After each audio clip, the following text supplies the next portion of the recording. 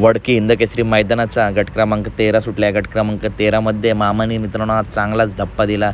घरचा साज पलवला. बघताय तुफानाचा स्पीड लागला आहे गाडीला. बकासूर आणि महाराज घरचा साज मित्रांनो पळताना दिसला. प्रशांत ड्रायव्हर चिंचनेरकर नेहमीच आपल्याला बकासूरच्या गाडीवरती दिसतात आणि बघताय घरचा साज कसा पळतोय.